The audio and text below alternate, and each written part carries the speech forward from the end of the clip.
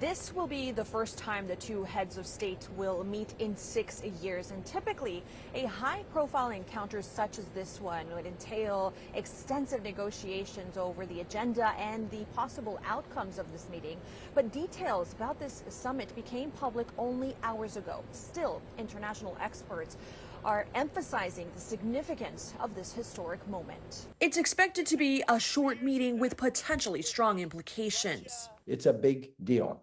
Big deal for Trump, big deal for the USA, and a huge deal for Ukraine and Europe. President Donald Trump is set to meet with Russian President Vladimir Putin on Friday at the Elmendorf-Richardson Air Force Base in Anchorage as the war in Ukraine rages on into its 4th year. It's also important because Trump wants to be a peacemaker.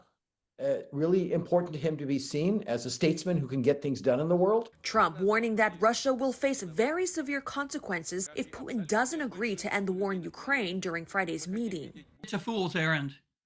President Trump is trying to make a deal with the devil. However, the White House is appearing to downplay expectations for a peace deal. This is a listening exercise for the president. Noticeably absent from the summit, Ukraine, raising fears Kyiv could be forced into an unfavorable deal. It is strange negotiating with one side to a conflict while the other sits there and waits and is not invited. Ukrainian President Volodymyr Zelensky and European leaders are emphasizing unity, urging Trump not to agree to a peace deal with Putin without them. After the International Criminal Court has issued arrest warrants for crimes against humanity and war crimes against Putin, there is no solitary reason that Putin should be given an audience of this magnitude.